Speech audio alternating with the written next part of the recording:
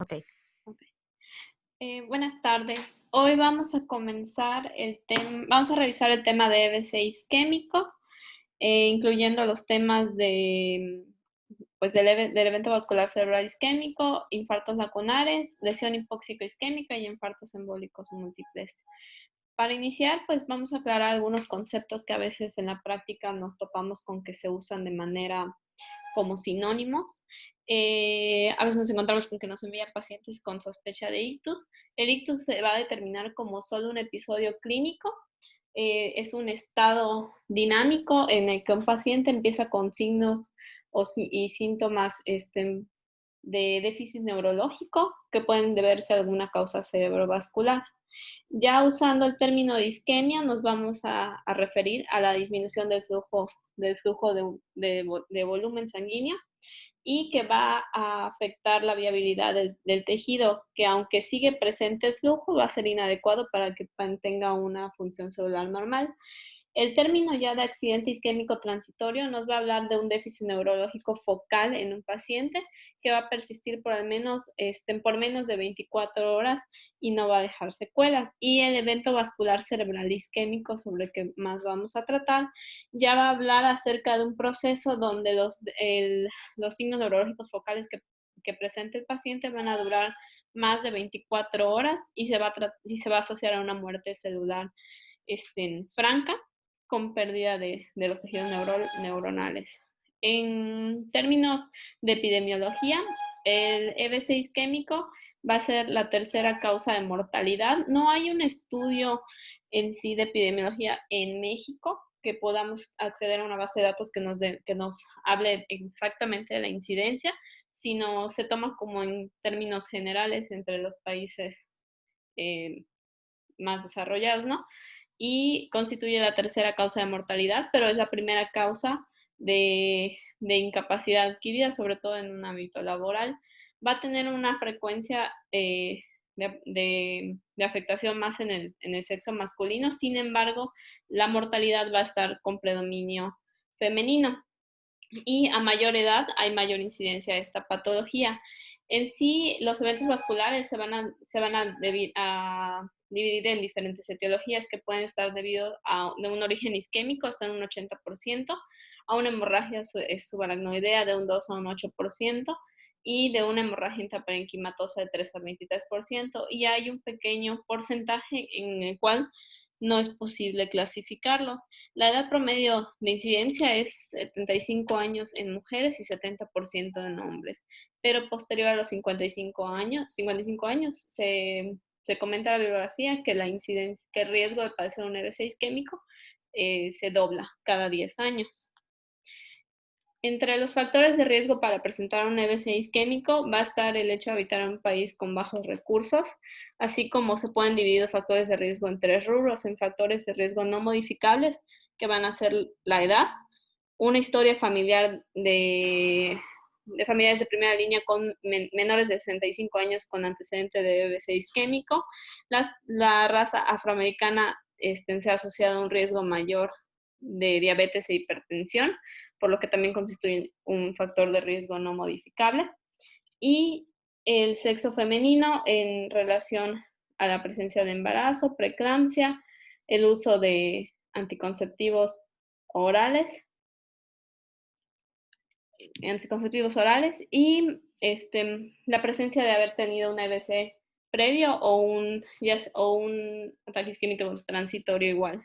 Entre los factores modificables se van a incluir todos los factores de riesgo vascular, como son la hipertensión, el tabaquismo,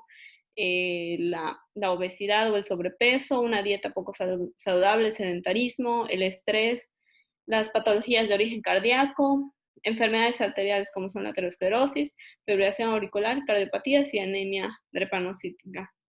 Y existen otros rubros que son los factores contribuyentes, que se refiere más bien al consumo de alcohol, de drogas, sobre todo cocaína y anfetaminas, así como los malos hábitos de sueño y pues asociado a un estado socioeconómico bajo. Entre la etiología del EBC isquémico podemos abordar lo que es el sistema de clasificación de la ASCO, que va a dividir el fenotipo de los pacientes en 4 grupos: los que se van a deber a aterosclerosis, que es el mayor porcentaje, a la enfermedad de pequeños vasos, a la presencia de coagulopatías y a la presencia de otras causas. Entre otras causas vamos a incluir lo que son enfermedades como lupus, disecciones aórticas, policitemia vera, trombocitopenia o coagulación intravascular diseminada. Entre la enfermedad de pequeños vasos, que se va a presentar un 15 a un 30% de la etiología de estos padecimientos, va a afectar sobre todo las arterias penetrantes de los ganglios basales, los tálamos, la cápsula interna y el puente. Y en cuanto a la aterosclerosis, va a ser principalmente formada por émbolos a partir de placas de ateroma, con mayor frecuencia ubicados en la arteria cerebral media. En cuanto a la fisiopatología del EBC, se va a deber principalmente a una disminución del oxígeno en el flujo sanguíneo cerebral y va a presentarse, dependiendo del tiempo que dure la isquemia, dos tipos de edema. El primero en presentarse es el citotóxico, que va a ser dado cuando el volumen va a disminuir a menos de 8 mililitros por cada 100 gramos de parénquima de paso por minuto de oxígeno, lo que va a hacer una interrupción en la cascada en la cascada de metabolismo celular, que va a disminuir la producción de ATP, lo que va a dar un fallo en la bomba de sodio y potasio y va a hacer un desequilibrio entre el calcio, el sodio y el cloro, lo que va a generar en sí el aumento de un líquido intracelular, condicionando lo que es el edema citotóxico. Este edema es lo que nosotros vamos a encontrar como hallazgo por tomografía y por resonancia, ya que vamos a encontrar menor densidad en el tejido y van a ser áreas hipodensas. Así como la clínica del infarto va a estar dada principalmente en las principales horas por el edema citotóxico. Posterior a las primeras 6 horas donde se lleva a cabo este tipo de edema, viene la secuencia que va a terminar en una necrosis y una apoptosis de la célula y va a estar dado por el edema de tipo vasogénico, donde ya va a haber una pérdida de la barrera hematoencefálica y va a ocurrir desde aproximadamente 4 o 6 horas hasta los 3 a 5 días posteriores a la isquemia. Y va a estar dado sobre todo por la salida de sodio y de proteínas de la célula, lo que va a aumentar la permeabilidad y va a aumentar la cantidad de fluidos al espacio extracelular. Eso condiciona lo que es el edema vasogénico y se va a caracterizar dado por un efecto de masa. Este hallazgo normalmente ya se trata de una lesión ya irreversible, porque ya van a mediarse por otros mecanismos de inflamación y una vez que se inicia la secuencia de necrosis, también se puede iniciar la secuencia de apoptosis. La necrosis va a ser un mecanismo que es dado de forma pasiva y la apoptosis ya es una programación celular, una programación de muerte celular, pero ya requiere un aporte de energía y una vez iniciado esta cadena de eventos, pues ya no va a poder ser reversible el daño. Ya hablando de lo que del EBC, ya habiendo explicado esta patología o esta fisiopatología, vamos a determinar que en un evento vascular cerebral se van a hablar de 3 zonas, 3 que van a ser la zona de necrosis, la zona de penumbra y la zona, bueno, se habla de una perfusión de lujo que puede estar en la penumbra isquémica. La zona de necrosis se va a referir a una zona de tejido que ya no es viable, que debido a la disminución del aporte de oxígeno ya sufrió una pérdida neuronal y a pesar de que se vuelva a restablecer el flujo, ya no vamos a poder recuperar ese tejido. La sombra de penumbra va a hablar de una zona que rodea el área de necrosis y va a representar una zona de flujo deficiente, pero que si se reperfunde en un tiempo adecuado, puede ser recuperable todavía ese tejido. Y aunque la zona de penumbra no se encuentra relacionada directamente al tiempo que proceda de la isquemia, sino depende más bien de la calidad y el mantenimiento del flujo colateral, que es donde viene lo que se llama la entidad llamada perfusión de lujo. Esta perfusión se trata de que en el periodo pues, subagudo de una EBC se va a dar en el área de penumbra isquémica una proliferación de capilares y venas que van a dilatar y van a aumentar el flujo de la zona, aportando una permeabilidad y que puede, reperfundir el tejido. Y en base a la presencia o ausencia de esta perfusión es también la valoración del tratamiento que se le va a dar a estos pacientes. La clínica de una EBC va a depender mucho del área de afección y los signos neurológicos focales normalmente son de inicio súbito. En general se habla de que dependiendo de si es en la arteria cerebral anterior, normalmente se presentan con disartria, afasia, debilidad muscular contralateral, sobre todo de un solo lado, alteraciones de la sensibilidad, apraxia e incontinencia urinaria. Cuando afectan la arteria cerebral media, que es en la región o el territorio que más frecuentemente en el que se presentan los eventos vasculares cerebrales isquémicos, se presentan normalmente con hemiparesia contralateral, pérdida sensorial contralateral, hemianopsia o pueden presentarse igual con afasia. Y en el caso de la afección en territorios de la arteria cerebral posterior, se pueden presentar con vértigos, mareos, alteraciones visuales, diplopía, déficit y sobre todo debilidad unilateral. En general, se habla que al detectar a un paciente con estos síntomas, tienen un periodo de aproximadamente de 3 a 6 horas para tener un tratamiento o para valorar la posibilidad de un tratamiento de trombolisis para poder reperfundir y no tener las secuelas de la enfermedad. Esto, idealmente, dentro de la bibliografía que revisé, habla acerca desde el momento de inicio de los síntomas que se detecta al paciente que ingresa a la unidad hospitalaria. Se debe de contar con un equipo completo multidisciplinario que tenga los insumos y el tiempo para manejar al paciente lo más pronto posible. En el caso de lo que nos compete, que es la valoración por imagen, habla de que debe ser en un tiempo de ventana más o menos entre el protocolo de los estudios que se deben de realizar y el diagnóstico para dictar parte del tratamiento, se debe realizar en aproximadamente lo que son 20 minutos. Idealmente, el paciente llega, se capta en urgencia, se avisa al equipo tanto del médico que lo recibe como el que lo va a tratar como el gabinete de imagen para poder tener principalmente la tomografía y hacer el estudio inicial, que se va a iniciar con una tomografía en fase simple para descartar la presencia de una hemorragia. Si hay una presencia de hemorragia, ya no es candidato a un tratamiento de trombolisis y ahí terminaría nuestro rol. En el caso de que no haya presente una hemorragia, se le puede proceder a hacer otras técnicas como son las técnicas de tomografía por perfusión y la angiografía por tomografía. Estos dos nos van a ayudar a determinar tanto el volumen del área de infarto como la perfusión de lujo y poder dictaminar si un paciente se va a beneficiar de este tipo de tratamiento o no.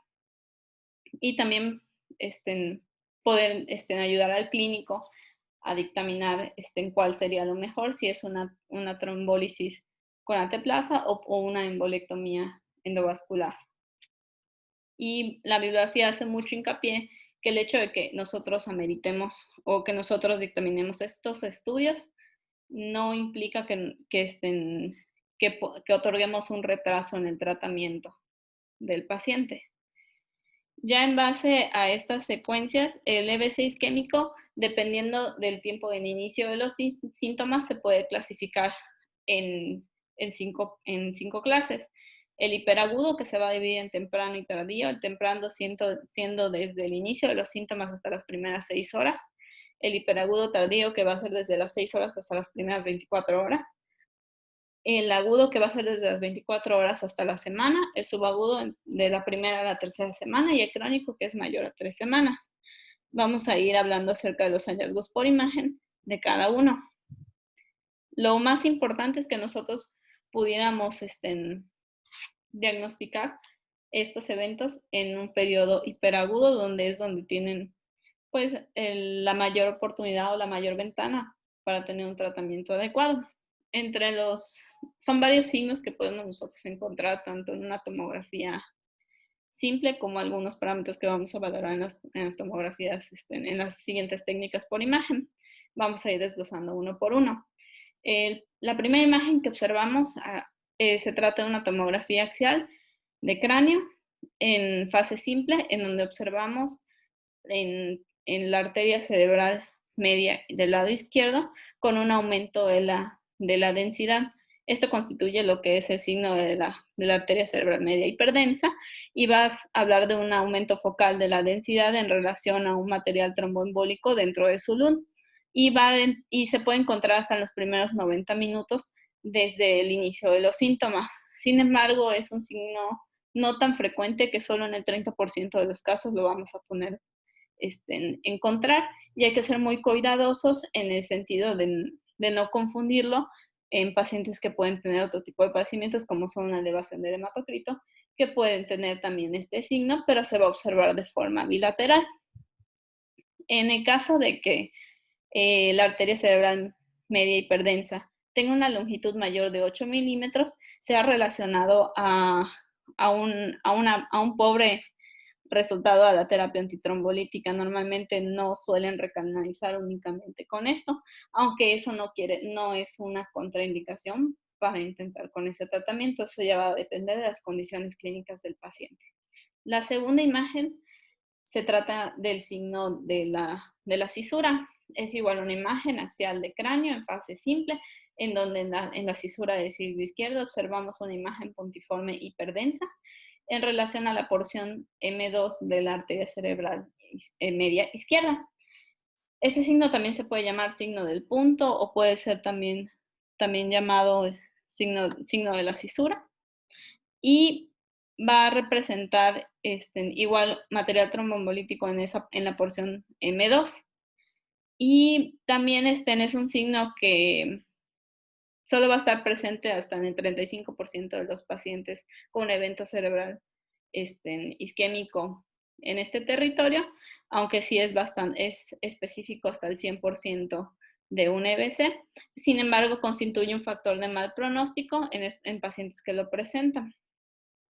El siguiente signo a revisar es el signo del ribete insular. En esta imagen de tomografía axial en fase simple de cráneo, podemos observar en topografía de la ínsula derecha pérdida de la diferenciación sustancia gris y blanca, así como borramientos del surco. Esto es igual a otro signo de un EBC hiperagudo en territorio de la arteria cerebral media, en este caso derecha. El siguiente signo que puede ser un poco sutil y debemos de ser cuidadosos, sobre todo en pacientes que son más jóvenes, es el borramiento de los surcos y cisuras. Esta es una imagen igual de tomografía axial de cráneo en fase simple, en donde observamos que en el hemisferio derecho, en el lóbulo frontoparietal, podemos observar pérdida de los surcos y cisuras en comparación con el lado contralateral, que también puede ser un signo de una fase hiperaguda de un EBC isquémico, en este caso en territorio de la arteria cerebral media derecha. También hay que tener cuidado con algunos artefactos, ya que hay zonas del cráneo donde vamos a tener algunos artefactos y van a ser un poco más difíciles las valoraciones, como son la porción del vértice o de la bóveda, la porción donde se encuentran los ápices petrosos o en la fosa posterior, que por la misma densidad de esas estructuras pueden generar un efecto de hipoatenuación y poder confundirnos en el contexto de un infarto. Otro signo que podemos encontrar igual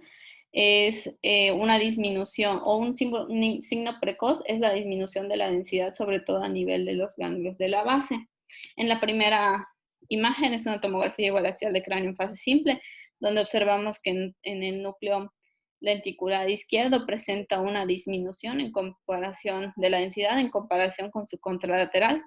en relación a un EBC isquémico hiperagudo. Este cambio se debe normalmente al edema citotóxico que ya habíamos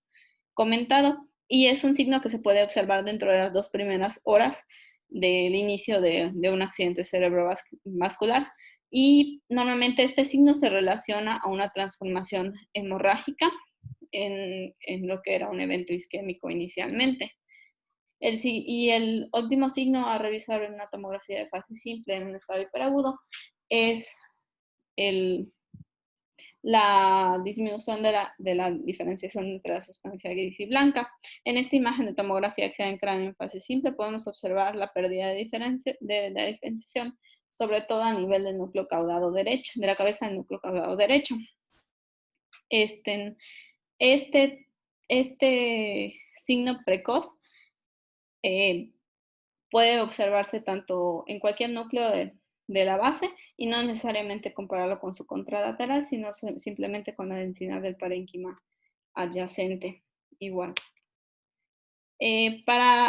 Ya que se trata a veces de hallazgos sumamente sutiles, se crea lo que es la clasificación o la escala de Aspects, que es el Alberta Stroke Program Early CT Score, que permite la evaluación un poco más metódica y que de una apreciación cualitativa podamos hacer una, una cuantificación y poder dar, dependiendo de los puntos que se le otorguen, ver si un paciente que presenta una disminución de la atenuación de estas estructuras es candidato o no para un tratamiento adecuado. Consiste en valorar ya sea la ausencia de la diferenciación o la pérdida de diferenciación de las estructuras, y se van a usar normalmente dos planos, un plano un plano axial a nivel de la base de los ganglios de la base, y otra imagen igual axial ligeramente superior a este, y se van a valorar 10 estructuras, lo que son el núcleo caudal, el núcleo lenticular, la cápsula interna, el territorio frontal y anterior de la arteria cerebral media, la ínsula, el territorio lateral de la arteria cerebral media, el territorio posterior y sus correspondientes un plano superior, el superanterior, el superolateral y el superposterior. Se va a iniciar otorgando una calificación de 10 puntos, y en el caso de no identificar alguna estructura, se va restando un punto por cada estructura. Los pacientes que tienen de 8 a 10 puntos en este score son pacientes candidatos a un tratamiento. Si son menores a 7 puntos, siempre son candidatos asociados a los otros criterios clínicos, sin embargo van a tener un riesgo de hemorragia posterior al tratamiento. Y los que presentan un score menor a 5 puntos, definitivamente no son buenos candidatos y se recomienda no tratarlos.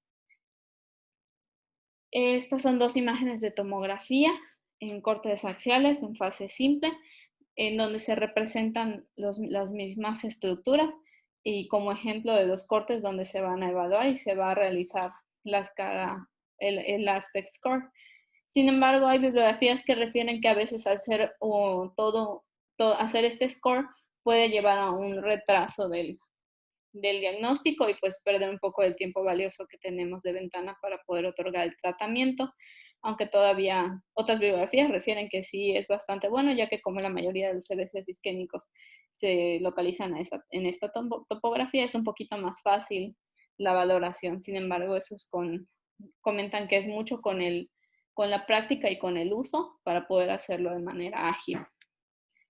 La siguiente técnica que podemos apoyarnos en el caso de que un paciente con un EBC isquémico hiperagudo sea para la valoración y el pronóstico del tratamiento es la angiografía por tomografía. Esta va a ser una técnica con medio de contraste, en donde vamos a realizar una tomografía volumétrica, vamos a administrar aproximadamente de 300 a 400 miligramos sobre mililitro de contraste a un caudal de 3.5, aunque otras bibliografías refieren que si podemos usar un caudal de 5, aporta una mejor definición, y se van a realizar tres fases, una fase arterial y dos fases venosas, la fase venosa pico y la fase venosa tardía, que en base a esas tres fases se van a realizar ciertos coeficientes para valorar, el tipo de perfusión que puede tener. Es sobre todo para la valoración de presencia de colaterales y ayuda a identificar más fácilmente el sitio de obstrucción, así como si presenta algún sitio de obstrucción más distal o más caudal, que no puede ser valorado solo en una tomografía de cráneo simple. Recomiendan que este tipo de tomografías abarque desde el arco aórtico hasta el vértice para poder hacer reconstrucciones y determinar si existe o no un sitio de obstrucción en las arterias carótidas. Normalmente también nos ayuda a valorar lo que es la enfermedad aterosclerótica y otras causas de un EBC, como puede ser asociarse a la disección arterial. Normalmente va a ser una secuencia de imágenes, pues primero arteriales y luego las dos secuencias venosas. Dependiendo de la presencia de colaterales, nos va igual a orientar o va a orientar al médico tratante si debe o no realizar una terapia antitrombolítica endovascular. Por ejemplo, en el caso de que se realizan las 3 fases de la angiografía y en el área de afección no hay ningún vaso o solo hay uno que otro vaso y tienen un retraso en que se presenten en las fases, se le va a dar puntuación de 0 o 1 y se va a hablar que el flujo es deficiente. Esto quiere decir que a pesar de que se recanalice, la zona de penumbra probablemente no va a ser recuperable, porque el medio de contraste no va a llegar ni siquiera al 50% de los vasos que se necesitan, por lo que que es poco probable que una trombolisis le beneficie al paciente. En el caso de que tengan el retraso de una sola fase o que el llenado colateral sea simétrico de ambos lados de la zona de afección, se les va a dar una puntuación de 4 o 5 puntos, lo que significa que el paciente probablemente la zona de penumbra se recupere casi en toda su totalidad. Y en el caso de que tenga un retraso de 2 fases, pero tiene un llenado más o menos simétrico, se le da un 2 o 3 puntos, lo que va a indicar que es un flujo intermedio y vamos a ayudarnos con otro tipo de estudio, más los criterios clínicos, para determinar si el paciente se va a beneficiar de este tipo de tratamiento. Tenemos en este caso estas 3 imágenes de tomografía axial de cráneo, en plano axial de cráneo, en donde se observa en la primera se encuentra en una fase simple con una ventana para parénquima cerebral, en donde podemos observar que a nivel de la ínsula izquierda observamos el signo del ribete insular, no se observa, y una pobre diferenciación de los surcos y cisuras. Posterior a la realización de la angiografía, normalmente se me pasó a comentar que se realiza la valoración en proyecciones de máxima intensidad para poder determinar el sitio de obstrucción, que en este caso podemos observar que es a nivel de la arteria cerebral media izquierda, un sitio en franco de obstrucción. Y en la fase arterial de esa misma angiografía, con una ventana más estrecha para el parénquima cerebral, podemos observar que en ese mismo territorio hay una disminución marcada de la densidad. Esto en relación a un EBC isquémico hiperagudo en territorio de la arteria cerebral media izquierda. Tenemos este otro ejemplo donde vamos a hablar o vamos a tratar de ejemplificar lo que se llaman los flujos colaterales. En este caso empezamos con 2 imágenes de tomografía axial de cráneo en fase simple. En las 2 primeras nada más observamos una pérdida de diferenciación de la sustancia gris y de la sustancia blanca, sobre todo en el lóbulo frontal izquierdo. Las siguientes 4 imágenes son igual en el mismo plano, pero ya son reconstrucciones en proyecciones de máxima intensidad, en donde podemos observar que en la bifurcación de la arteria cerebral media izquierda, un sitio de obstrucción, que en las 3 fases de la angiografía observamos que presenta flujo colateral en las 2 primeras y ligeramente en la tercera. Esto nos habla de que hay un retraso de una fase nada más y presenta un adecuado flujo de colateral. A este paciente se le realiza la terapia de trombolisis y posteriormente se le hace una resonancia magnética donde tenemos estas dos imágenes axiales en plano axial en secuencias de difusión, donde observamos que presenta un área hiperintensa en relación a un pequeño infarto que ya es de un área menor que lo que inicialmente se observaba en la tomografía antes del tratamiento. Tenemos este otro ejemplo igual de una angiografía por tomografía, ahora de un flujo deficiente, en donde observamos en dos imágenes iniciales en fase simple, donde en realidad no se observa una pérdida de diferenciación o un área de densidad disminuida franca. Sin embargo, a la reconstrucción de máxima intensidad, sí se puede observar una oclusión a nivel de la arteria cerebral media derecha y que en las tres fases de la angiografía no presenta la presencia de colaterales en esa zona. Por lo que a este paciente, a pesar de que la angiografía no brindaba un flujo colateral adecuado, se le realiza la trombolisis y se hace una tomografía de control. En esta tomografía de control, que son estas imágenes que se encuentran a la derecha, son fases simples. Ya en el seguimiento sí se sigue demostrando que hay una presencia de un infarto en la arteria cerebral media derecha de gran tamaño, que a pesar del tratamiento persiste. Ahora, hablando de otra técnica, es la técnica de perfusión por tomografía. Es una técnica que va a valorar lo que es el flujo sanguíneo cerebral y va a tomar tres parámetros en cuenta. El primero es el volumen de sanguíneo cerebral y se define como el volumen de sangre que va a pasar en una cantidad determinada de tejido cerebral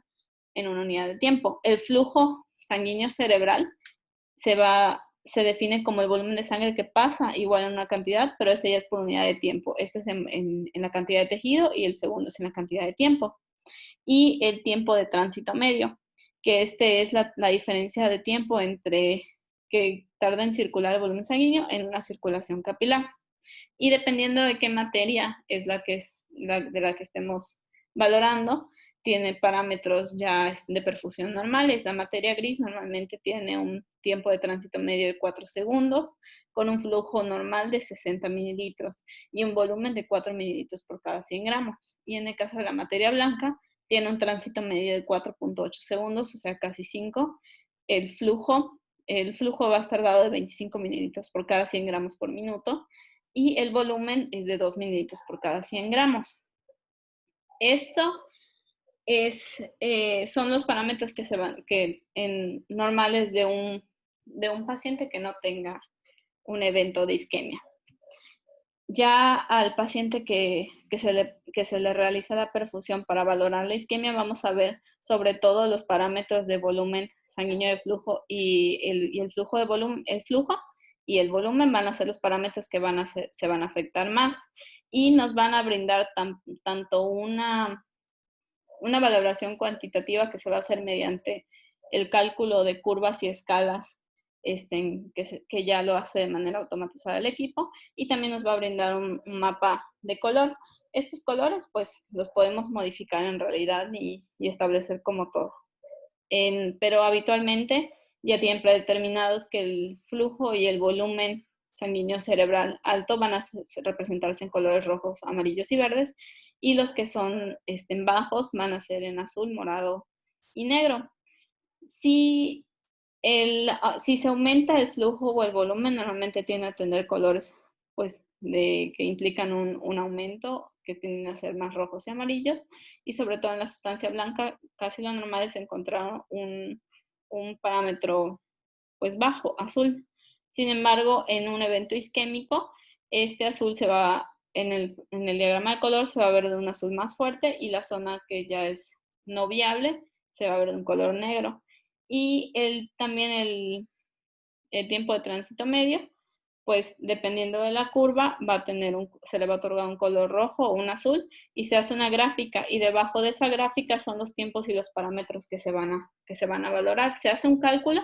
y normalmente se comparan las áreas de volumen y de flujo que van a presentar en un paciente. Se va a comparar el volumen en el área de infarto y el volumen en el área de penumbra, así como en el flujo del área de infarto y el flujo del área de penumbra. Y se va a hacer una comparación entre estas dos áreas, lo que va a dar una diferencia. Normalmente ya se otorga se llama mismatch radio o diferencia de radio, y se va a buscar que esta diferencia entre la penumbra y el infarto sea mayor de 1.8. Al ser mayor de 1.8, implica que el área de penumbra es mayor al área de infarto, por lo que pudiera beneficiarse de esta terapia. Y también se puede hacer una diferencia entre el volumen, que normalmente se busca que sea una diferencia de volumen mayor a 15 mililitros. En ese caso, si es mayor a esto, el paciente pudiera beneficiarse de la terapia de trombolisis. Si es menor a esto, nos indica un mal pronóstico y nos sugiere no realizar la terapia. Sin embargo, creo que para que quede un poquito más claro, ya que todos estos parámetros se van a afectar dependiendo de lo que estamos valorando. En el caso del área de penumbra, vamos a observar en ambos el tiempo de tránsito medio en un evento vascular isquémico se va a elevar en ambos, tanto en el infarto como en la penumbra. Pero la diferencia va a estar en que el flujo en el área de penumbra va a disminuir, pero el volumen se va a mantener o va a estar ligeramente aumentado. Y en el área de infarto, ambos van a estar marcadamente disminuidos. Como ejemplo, tenemos esta imagen. La primera es una imagen de tomografía, en una tomografía axial de cráneo, en donde se observamos que hacia la arteria carótida interna derecha y la arteria cerebral media ipsilateral la presencia de una obstrucción. A esta zona se realiza la perfusión por tomografía, que esto cabe mencionar que van a hacer una serie de cortes por 45 segundos aproximadamente, hasta en 32 secciones, mientras pasamos el material de contraste, y vamos a poner las regiones de interés en ciertos marcadores. En este caso, se debe poner en la arteria cerebral media el marcador arterial y el marcador venoso a nivel del seno sagital o en la confluencia venosa dural o en la prensa de erófilo. En cualquiera de esos tres se pueden colocar para hacer una gráfica adecuada. Posteriormente a este paciente pues se le realiza la perfusión y encontramos que la diferencia entre el área de penumbra y el área de infarto nos da una diferencia de radio de menos de 1.4. Es menos del radio que habíamos comentado, que es de menor a 1.8, lo que nos quiere decir que el área de penumbra y el área de infarto es casi de un volumen similar, lo que nos habla de un resultado desfavorable para la terapia de trombectomía o trombolisis. Esto no es, tanto la perfusión como la angiografía por tomografía no son obligados a realizarlo en los pacientes, sin embargo, sí puede ayudar a la decisión de transferir a un paciente a un centro donde puedan realizar la terapia de trombolisis o mantenerlo en la unidad, ya que no se encontraría con las condiciones clínicas o las condiciones de imagen adecuadas que favorezcan este tipo de terapia. Y también es importante que en el mismo momento que se realice la valoración inicial en una fase simple, no debemos de sacar al paciente o retrasar al paciente para valorar primero la imagen y después realizar todo este tipo de técnicas que nos pueden ayudar, sino deberíamos de hacerlo en un mismo momento. Por resonancia, un EBC isquémico temprano, hiperagudo, ya sea temprano o tardío, va a tener ciertas características. En T1 van a ser, el temprano normalmente se mantiene la misma intensidad en una secuencia ponderada en T1, y el tardío, que sobre todo posterior a las 16 horas, se va a mostrar ya una intensidad de señal ligeramente disminuida, y a la aplicación de contraste normalmente hay un realce arterial, aunque puede ser también un realce parenquimatoso, sobre todo en el temprano, si se trata de un infarto incompleto. O sea, quiere decir que hay una presencia de una zona de isquemia y no una obstrucción total del flujo. Y en el hiperagudo tardío también puede haber el realce arterial y también el cortical incompleto. En T2, el temprano se puede ver isointenso de manera isointensa y el tardío ligeramente hiperintenso, sobre todo posterior a las 8 horas. El FLAIR en ambos estadios va a mantener una intensidad de señal alta y lo característico es que en las secuencias de difusión en el mapa de ADC van a presentar un comportamiento que restringe. Como ejemplo tenemos estas 6 imágenes de un mismo paciente. La primera ponderada en T2, en donde observamos hacia el hemisferio frontal, en derecho, izquierdo, un área de hiperintensidad que en la secuencia FLAIR mantiene su señal alta y que la aplicación de medio de contraste presenta un ligero realce arterial sin ser un realce parenquimatoso. Y en las secuencias de susceptibilidad no se observan productos hemorrágicos y en el mapa de la secuencia de difusión y en el mapa de ADC presenta un comportamiento que restringe hiper en la difusión y con restricción en el mapa, asociado a algunas áreas igual hiperintensas que se observan en el hemisferio contralateral en la secuencia T2. Esto pueden ser en relación a infartos ya crónicos. Esto en un paciente que presenta un EBC isquémico agudo en el territorio de la arteria cerebral media izquierda. Sobre todo, es muy importante en los métodos de imagen para calcular lo que es el volumen, ya que dependiendo igual del volumen es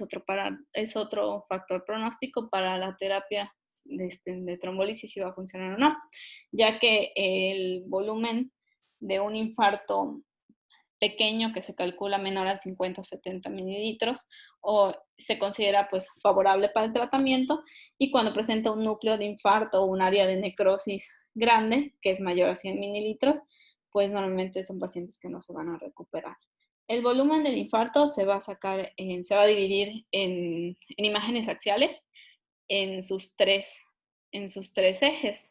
y se van a multiplicar esas 3 medidas y se van a dividir entre 2 y eso va a dar el volumen total del área de infarto. En el caso de la tomografía se van a tratar del área hipodensa y en el caso de la resonancia se debe hacer en las secuencias. Refiere que difusión, aunque en algunas bibliografías refiere que en el estado hiperagudo, y calcular el volumen aquí puede dar ligeramente más grande que lo que en realidad es, y eso por el efecto de la secuencia. Ahora, en el caso de los EBCs de estadio agudo, se van a tratar recordando de los EBCs que se encuentran desde las 24 horas de inicio hasta la semana. En este estadio el edema va a aumentar haciendo un efecto de masa, se va a dar sobre todo entre los primeros 5 días y se estima que la sombra tanto de penumbra como la zona de necrosis van a tener un volumen similar. Tenemos esta imagen como ejemplo de una tomografía axial en fase simple, en donde se observa en el lóbulo frontal, frontoparietal derecho, un área mal definida con disminución de la atenuación que condiciona efecto de volumen sobre el ventrículo lateral ipsilateral, así como desplaza ligeramente, así como se asocia a una disminución con extensión a la ínsula ipsilateral, perdón. Esto en relación a un infarto isquémico agudo en territorio de la arteria cerebral media derecha. Y tengo estos otros 2 ejemplos del mismo paciente, en donde de tomografía axial en fase simple, donde observamos que el lóbulo frontal, la ínsula y el lóbulo parietal derecho hay un área de gran tamaño con disminución de la densidad que se encuentra mal definido, que se extiende igual a los núcleos de la base ipsilateral y condiciona el borramiento de surcos y cisuras, así como compresión del ventrículo lateral e ipsilateral en relación a un EBC isquémico agudo en territorio de la arteria cerebral media derecha. Esto menciona la bibliografía en un paciente que ya presentaba 48 horas antes del inicio de los signos y síntomas de un evento vascular cerebral. Por resonancia, en este estadio, en la secuencia ponderada en T1 lo vamos a encontrar de forma hipointenso, aunque en la presencia de necrosis cortical vamos a ver una ligera hiperintensidad. A la aplicación de medio de contraste podemos observar un realce arterial y meningio, y posteriormente casi a los 5 o 7 días podemos observar que presenta un realce parenquimatoso. En T2 y en FLAIR va a mantener una señal alta y siempre a la difusión va a restringir. Como ejemplo tengo estas secuencias de imágenes de resonancia magnéticas en planos axiales y coronales. La primera se encuentra en una secuencia T2, en donde en el puente del lado izquierdo observamos un área con una señal aumentada, que en la secuencia FLAIR permanece esta hiperintensidad. En la coronal, que es una secuencia ponderada en T1, se observa más hipodenso, y en la secuencia de difusión en el mapa de ADC presenta un comportamiento que restringe, así como en la secuencia de susceptibilidad magnética no observamos productos de la degeneración de la hemoglobina, lo que quiere decir que no hay un componente hemorrágico. Esto en un paciente que presenta un evento vascular cerebral a nivel del puente, pues en estado agudo. El estado subagudo va a ser sobre todo de importancia tanto clínica como de imagen, porque es un estado crítico en donde vamos a poder encontrar lo que es la transformación hemorrágica. Esta transformación sugiere que en un EBC que previamente era isquémico debido a la reperfusión, va a presentar una hemorragia, y esto se debe pues a la presencia de capilares que se lesionan posterior ya a la lisis o al restablecimiento del flujo. Normalmente esto suele suceder a nivel de los ganglios de la base y de la corteza, y normalmente se puede encontrar dentro de las primeras 24 o 48 horas, pero casi siempre es en el cuarto y quinto día después del evento vascular. Es muy raro que se encuentre dentro de las primeras 12 horas, y si ocurre ya es un factor de mal pronóstico. Tiende a ser un poquito más frecuente en pacientes que usen anticoagulantes de manera regular, que tengan áreas de infarto muy extensas, que presenten hipertensión arterial o terapia tromboembolítica, o que hayan recibido terapia trombolítica o de recanalización. Normalmente van a ser hipodensidades que van a adoptar una morfología en cuña, y que a la aplicación de medio de contraste por medio de tomografía vamos a ver un realce giriforme. Como ejemplo tenemos primero esta imagen de tomografía axial en fase simple, en donde observamos que hacia topografía, en ambos lóbulos occipitales, áreas con disminución de la densidad bien definidas en relación a eventos vasculares cerebrales de forma de subagudos en territorio de la arteria cerebral posterior, de forma bilateral. De forma bilateral. Y en cuanto a la resonancia magnética, vamos a encontrar que en T1 se comportan de una forma hipointensa, pudiendo presentarse igual de una forma hiperintensa posterior a las 2 semanas. Sobre todo a la aplicación de medio de contraste presentan un realce parenquimatoso, sobre todo entre la primera y la octava semana. En T2 y en FLAIR van a contar con una alta señal, y a la difusión normalmente van a tener una intensidad de señal alta en los primeros 14 días, pero entre isodensas o hipodensas ya posterior a este tiempo, y lo que se va a conocer en el mapa de ADC como un brillo a través de T2, ya que van a presentar posterior a los 10 días igual a una alta señal. Puede seguir restringiendo dentro de los primeros 10 días. Como ejemplo tengo esta secuencia de resonancia magnética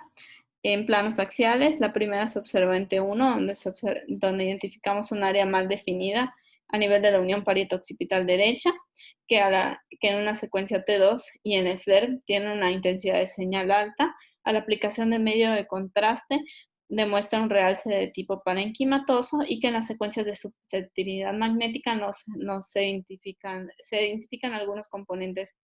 hemorrágicos, identificando lo que es una transformación hemorrágica del EBC, y que en el mapa de ADC presenta una señal hipointensa que mencionaba la literatura, que todavía pues restringía esto en relación a un infarto de la arteria cerebral media derecha, pues en un territorio limítrofe.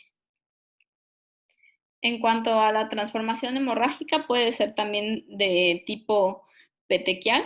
está en el 89% de los casos, o puede ser ya como una presencia de un hematoma intracerebral, se va a presentar en el 5% de todos los casos y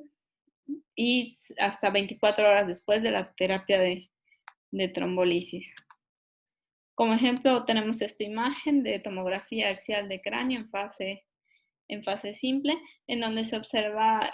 un engrosamiento de la corteza a nivel frontoparietal derecha, asociado a la presencia de material hiperdenso a nivel de la ínsula ipsilateral, y va a condicionar efecto de volumen hacia el ventrículo ipsilateral y una discreta desviación de la línea media hacia contralateral en relación a un paciente que presentaba un EBC isquémico en fase aguda en territorio de la arteria cerebral media derecha con transformación hemorrágica.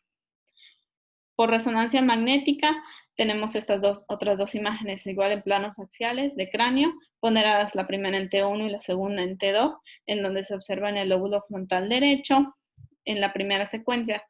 que es una T1, se observa con una intensidad de señal alta que presenta una disminución de la señal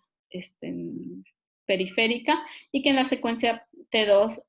se observa que presenta un anillo con pérdida de la señal. Esto en relación a la transformación hemorrágica asociada a un área de edema de tipo vasogénico en relación al EBC de la arteria cerebral media derecha. Asimismo, en esta secuencia podemos observar que en el lóbulo occipital contralateral, en T1 observamos una señal, una área hipointensa, que en T2 es hiperintensa y se refería como un área de encefalomalgia en relación a un EBC crónico. La perfusión de lujo es otra situación que se va a dar, sobre todo entre este tipo de EBC.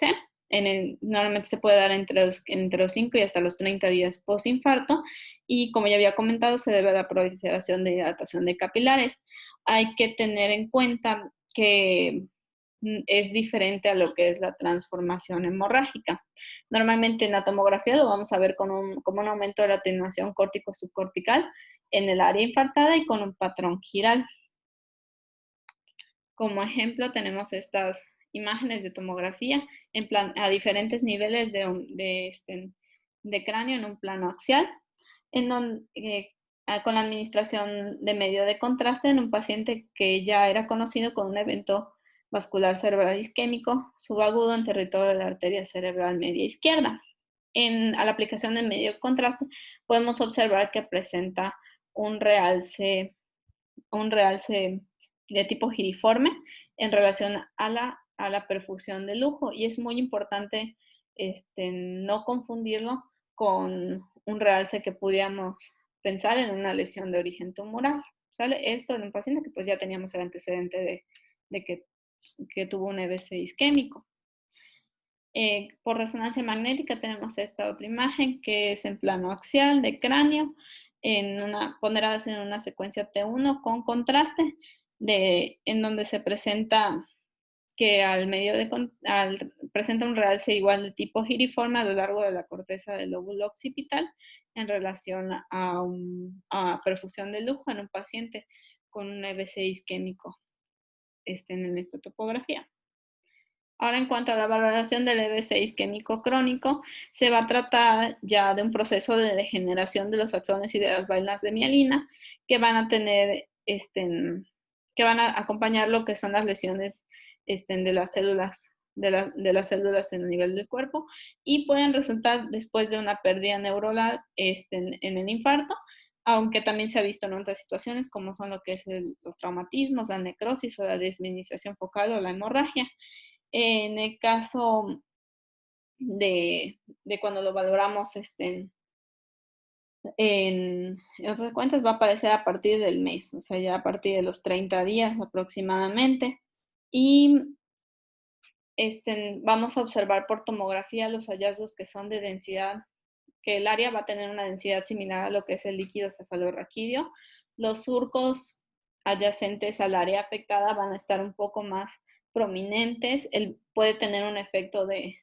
como de retracción a lo que es a nivel de lo que son los ventrículos ipsilaterales y pueden presentar un aumento de tamaño compensatorio del sistema ventricular, así como va a haber una pérdida del volumen con gliosis perilesional y ya lo que se considera un área ya establecida de encefalomalacia. Como ejemplo tenemos esta tomografía en tomografía de cráneo en plano axial, en fase simple, en donde en el lóbulo de la unión parieto-occipital izquierda observamos un área con disminución marcada de la densidad, casi similar a lo que es el líquido cefalorraquídeo, que se encuentra condicionando un aumento del asta posterior del ventrículo ipsilateral en relación a un EBC isquémico crónico en un territorio limítrofe de la arteria cerebral media izquierda, en una fase ya crónica. Como otro ejemplo, también tenemos esta imagen de tomografía de cráneo en plano axial, en fase simple, en donde se observa en el lóbulo frontoparietal derecho un área con densidad similar al líquido cefalorraquídeo de gran tamaño que condiciona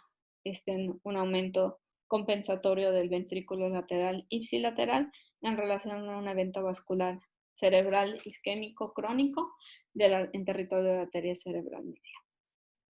Por resonancia magnética, en todas las secuencias va a presentar un comportamiento muy similar a lo que es el líquido cefalorraquídeo y en lo que es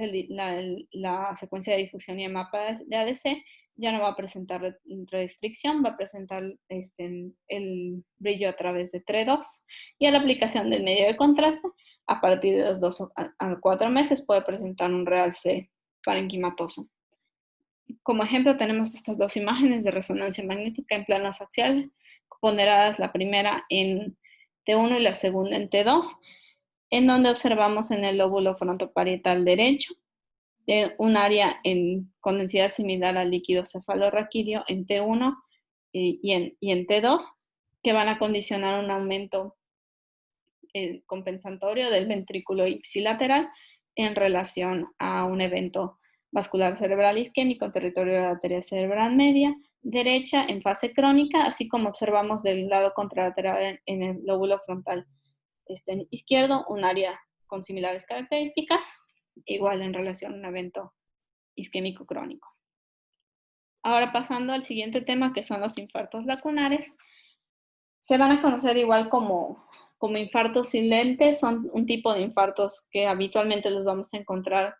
en un estadio crónico. Lo importante es que van a tener una morfología habitualmente bien definida y de tipo ovoide y van a tener una medida de 3 a 15 milímetros. Algunas bibliografías refieren hasta 20 milímetros, sin embargo, se toma hasta 15. Van a tener una distribución sobre todo a nivel de las ramas penetrantes del polígono de Willis y las arterias corticales periféricas, sobre todo afectando lo que son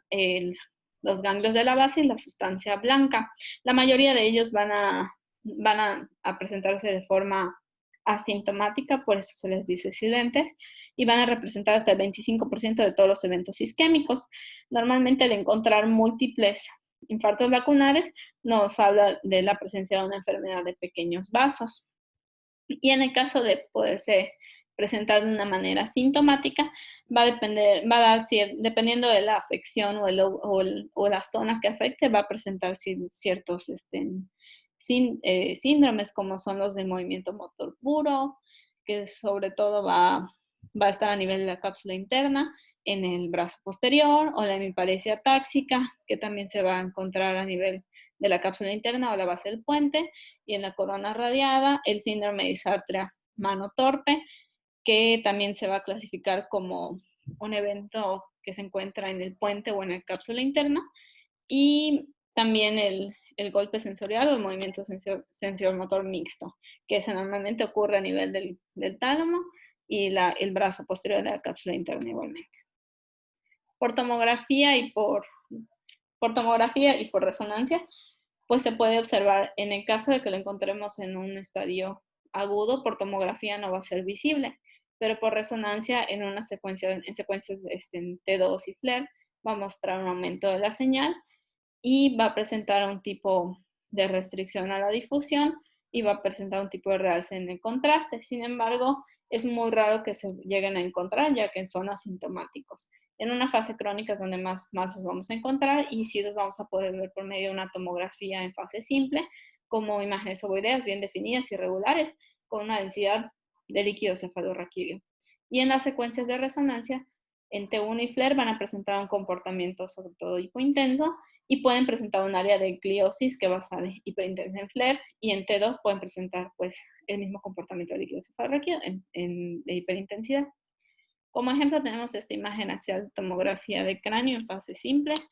en donde podemos observar que en el tálamo izquierdo, un área bien delimitada, hipodensa, similar a la densidad del líquido cefalorraquídeo, en relación a un infarto lacunar. Y como ejemplo de resonancia tenemos estas 4 imágenes en plano axiales, ponderadas la primera en una secuencia de difusión, la segunda en FLAIR, T2 y T1, en donde observamos en el brazo posterior de la cápsula interna derecha, igual un área bien definida de morfología ovoidea, que en T1 se encuentra hipointensa, en T2 hiperintensa, en FLAIR presenta un área de gliosis hiperintensa periférica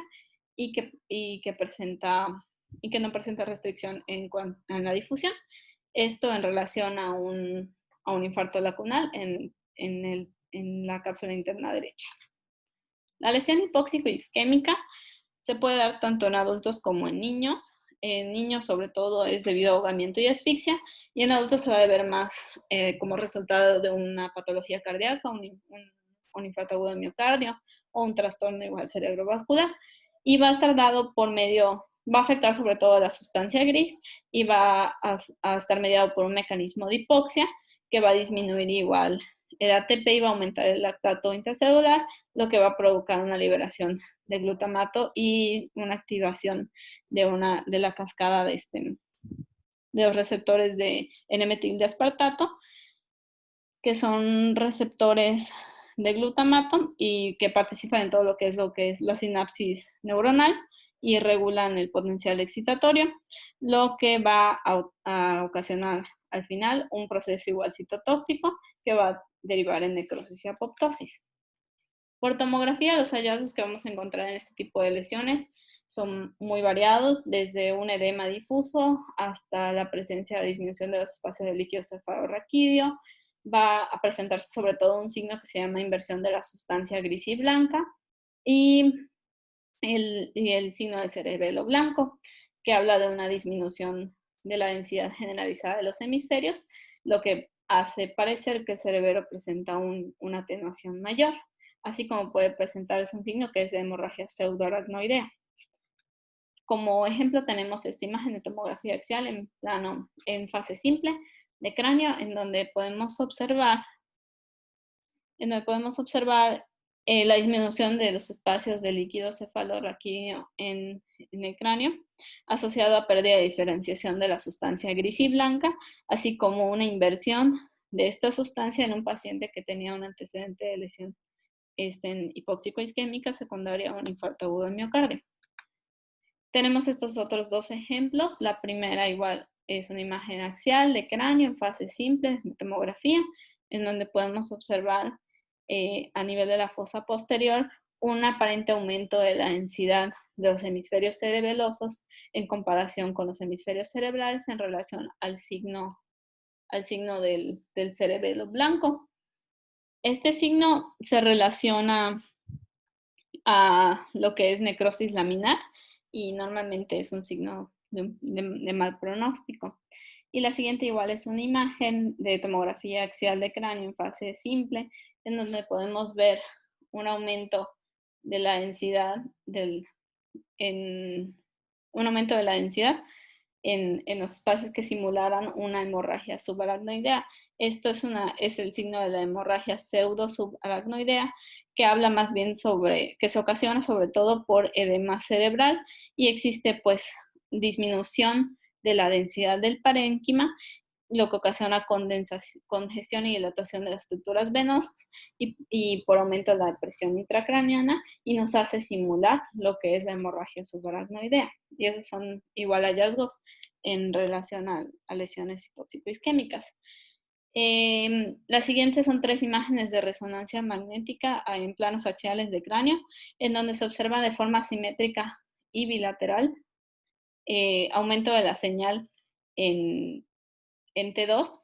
de los núcleos de la base a nivel del núcleo lentiforme, del núcleo caudado y de algunas regiones de la corteza cerebral, que a la secuencia de difusión presenta restricción. Esto en relación igual a una lesión hipóxico-isquémica. Y en cuanto a la entidad que es el infarto embólico múltiple, se trata de una entidad que va a ocasionar múltiples émbolos y van a ocasionar áreas de infarto cerebral en diferentes territorios cerebrales. Normalmente pueden tener un origen cardíaco, que es la etiología más frecuente, y puede ser séptico o puede ser benigno. Normalmente puede deberse también a causas como son de fibrilación auricular, que también es otra causa bastante frecuente, y a otras causas como son la embolia paradójica, que existe una comunicación anormal entre la circulación venosa y arterial, como son las MAPS, sobre todo pulmonares. Esto se va a caracterizar por regiones de baja atenuación y con pérdida de la diferenciación sustancia gris, que van a estar localizadas de distribución difusa en el parenquima cerebral, y por resonancia van a mostrar restricción a la distribución y en las secuencias FLAIR van a encontrarse como áreas de hiperintensidades que van a estar múltiples y van a seguir los territorios vasculares, pero igual de forma difusa. Como ejemplo tenemos esa tomografía axial de cráneo en fase simple, en donde se observan múltiples regiones mal definidas con disminución de la atenuación de forma bilateral en relación a un paciente con infartos embólicos múltiples, con antecedente de FA. Y por resonancia magnética tenemos estas 4 imágenes que están ponderadas en secuencias T2, FLAIR, difusión y el mapa de ADC, en donde en las secuencias T2 podemos observar múltiples imágenes hiperintensas en esta secuencia que en el FLAIR mantiene ese comportamiento de alta señal y presentan restricción a la difusión en territorio de la arteria cerebral media, en territorio de la arteria cerebral posterior de forma bilateral y difusa en relación a un paciente con infartos múltiples. Y como último ejemplo tenemos esta imagen de una resonancia magnética en un plano axial en secuencia T1 contrastada, que presenta múltiples igual lesiones de morfología redondeada, que en este caso presentan un realce al medio de contraste, que pudieran semejar lo que son lesiones de origen metastásico. Sin embargo, la secuencia de difusión es lo que nos va a ayudar a diferenciar entre lo que son las metástasis que habitualmente no restringen a lo que son los infartos embólicos múltiples que sí presentan la restricción. En este caso, no cuento con el mapa de la secuencia de difusión y el mapa de ADC, pero se trata de un paciente con un infarto embólico múltiple de origen séptico. Y eso sería todo.